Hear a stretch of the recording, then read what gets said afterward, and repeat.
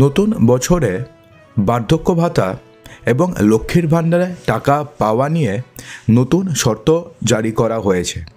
হ্যাঁ বন্ধুরা, আপনাদের যদি বার্ধক্য ভাতার টাকা অথবা বিধবা ভাতার টাকা অথবা যদি লক্ষ্মীর ভাণ্ডারের টাকা আপনাদের আটকে গিয়ে থাকে, অর্থাৎ ধরুন বিগত 2 মাস থেকে আপনাদের বার্ধক্য ভাতার টাকা ঢুকছে না, অথবা বিধবা ভাতার টাকা ঢুকছে না, অথবা লক্ষ্মীর ভাণ্ডারের টাকা ঢুকছে না, তাহলে সেক্ষেত্রে এই ছোট্ট কাজটি করলে পরেই আপনাদের টাকা ঢোকা শুরু হয়ে যাবে। অর্থাৎ সেক্ষেত্রে আপনাদের যে প্রতি মাসে টাকা না ঢোকার যে একটা সমস্যা রয়েছে, সেই সমস্যার থেকে আপনি মুক্ত হতে পারবেন। তো কি করতে হবে চলুন জেনে নিই। তবে তার পূর্বে আপনি কি লক্ষ্মীর ভাণ্ডার, বার্ধক্য ভাতা অথবা বিধবা ভাতার টাকা কি আপনি অথবা আপনার পরিবারের কেউ পান? অবশ্যই কমেন্ট বক্সে জানাবেন। বন্ধুরা দেখুন, এখানে বলা হয়েছে যে রাজ্যের সবথেকে জনপ্রিয় প্রকল্পগুলির মধ্যে একটি হচ্ছে লক্ষ্মীর ভাণ্ডার, আর বার্ধক্য ভাতা এবং বিধবা ভাতাও জনপ্রিয় প্রকল্প। এই প্রকল্পের সুবিধাভোগীর সংখ্যা দিনে দিনে বাড়ছে, কিন্তু এই 3টি প্রকল্পের জন্য আপনাকে কয়েকটি নিয়ম মানতে হবে। অর্থাৎ এই 3টি প্রকল্পে যদি আপনি টাকা পেতে চান তাহলে কয়েকটি নিয়ম আপনাকে মানতে হবে। বর্তমানে বার্ধক্য ভাতা প্রাপকের সংখ্যা প্রায় 1,06,507 জন।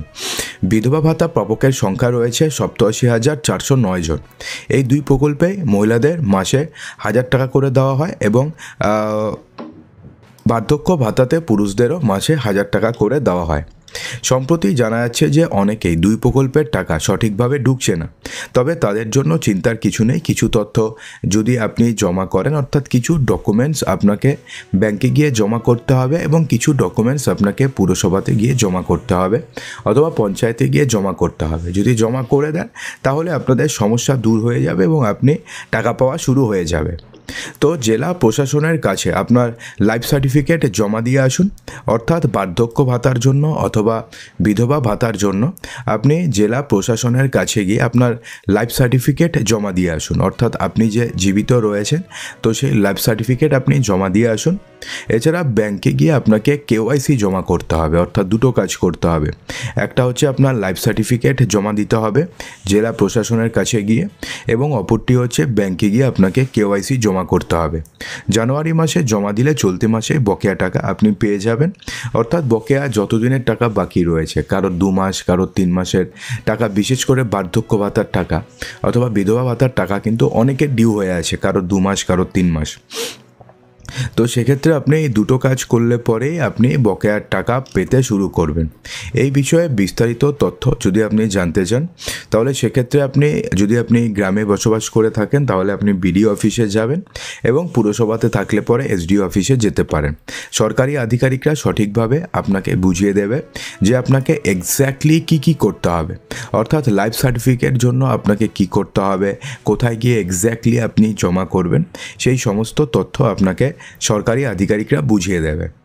জানুয়ারি মাস থেকে বদলে যাচ্ছে লক্ষ্মীর ভাণ্ডার প্রকল্প নিয়ম। তাই চলতি মাসে কতগুলো শর্ত পূরণ করতে হবে, না হলে কিন্তু আপনার টাকার সমস্যা থেকেই যাবে। অর্থাৎ এতদিন পর্যন্ত টাকা ঢুকেছে আপনাদের অ্যাকাউন্টে, কিন্তু জানুয়ারি মাস থেকে আপনি টাকা নাও পেতে পারেন।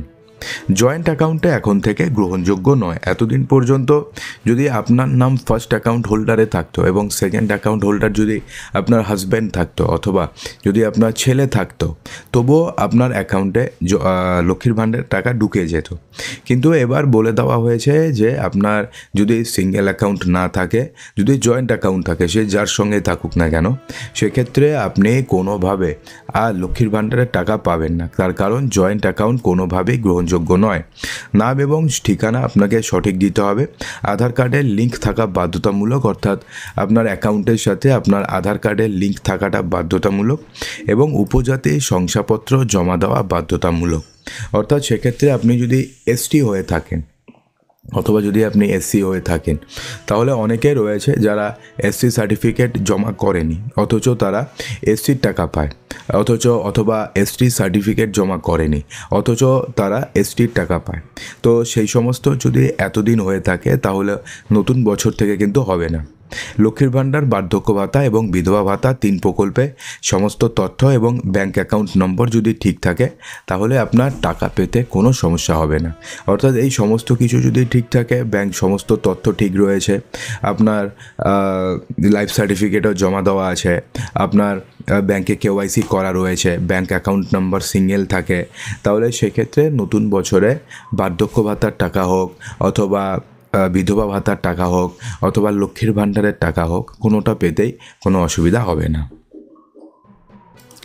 তো বন্ধুরা, আশা করব যে ভিডিওটিতে আপনাদের সমস্ত কিছুই সঠিকভাবে বোঝাতে পেরেছি। যদি ভালো লেগে থাকে তো লাইক করবেন, বন্ধুদের মাঝে প্রচুর শেয়ার করবেন এবং চ্যানেলটিকে সাবস্ক্রাইব অবশ্যই করবেন। তো দেখা হচ্ছে আমাদের আগামী ভিডিওতে আরও কিছু ইম্পর্টেন্ট নিউজ নিয়ে।